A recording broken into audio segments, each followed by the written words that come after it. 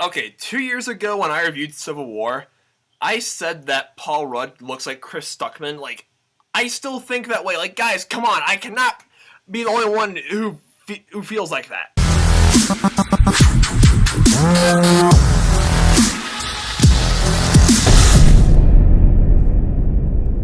Hey, it's TVB. We're here to review the new MCU film Ant-Man and the Wasp, which is the follow-up to 2015's Ant-Man. And it's also set right after the events of Civil War. It's directed once again by Peyton Reed, and it's about Ant-Man, who's once again played by Paul Rudd. And also, this one also has Evangeline Lilly. Sorry, I can't. Name pronunciations are pretty hard for me. And Michael Pena and Walton Goggins. Names are not for me today, are they? Okay, anyway, yeah, this film has a lot of cool names, and yeah, Ant-Man takes right after the events of Civil War, and between Civil War and Infinity War, and he's on house arrest right now because, he never got permission to go to Germany and for the airport scene in Civil War, so yeah, he's kind of in a rough spot right now, but he needs to help the Wasp, who's Hope's superhero name, because you saw this in the trailer. She gets the suit, and they have to take down a supervillain named Ghost, and yeah, it's a cool adventure from there.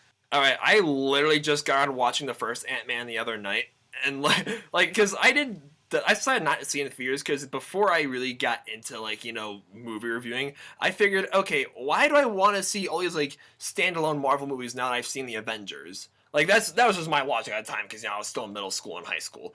But now I'm just MCU films, screw it. Let's just commit all the way. So yeah, I didn't get to see Ant-Man in theaters, and I kind of regret not doing so because Ant-Man is definitely one of the best characters in the MCU. I feel like he's such an underdog, and the Ant-Man movie in 2015, it was it's so small.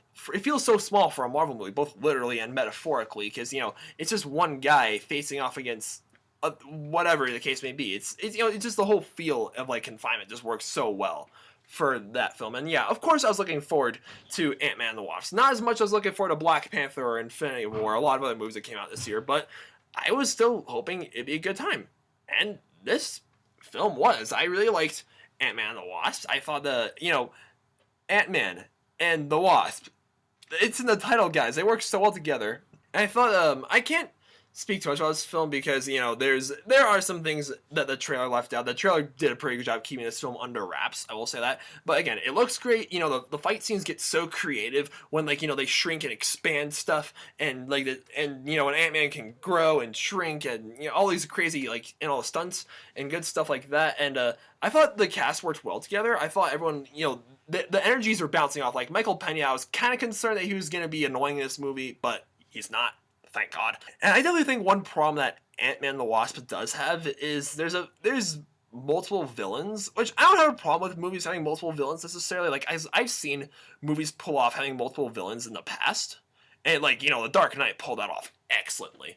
But this time, it just feels a little too cluttered for its own good.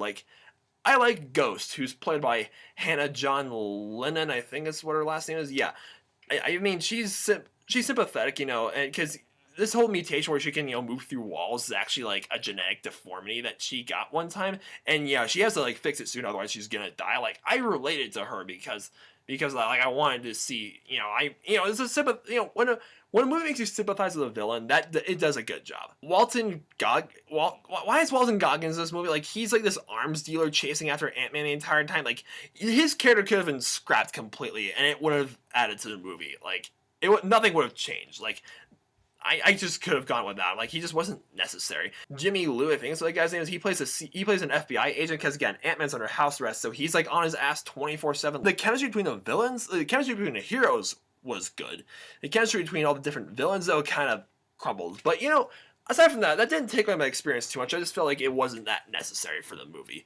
And Ant-Man, this movie definitely makes up for his absence in Infinity War. Because I have heard that him and Hawkeye are going to be integral parts to Avengers 4. And guys, the post-credit scene, the first one, is probably one of the best post-credit scenes that MCU has had. Just saying. I can't say for sure that Ant-Man and the Wasp is better than the 2015 Ant-Man. I'm still kind of on the fence with my feelings towards that. But I still had a lot of fun with it. It was MCU. What can I say? Of course, this movie's going to get at least an 8 out of 10 stars. Guys, it is really likable. It's a really likable film. Oh my goodness, guys! I just finished my class like 2 days ago, so yeah, I'm gonna be chilling here in my summer dorm for like 2 weeks. I'm going back to my uncle's place in Denver for a week, and then I'm off to scout camp. Then I come back here for the fall.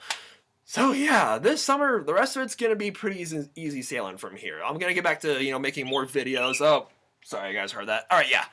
Thanks a lot for watching, guys. And if you enjoyed this video, please give it a thumbs up.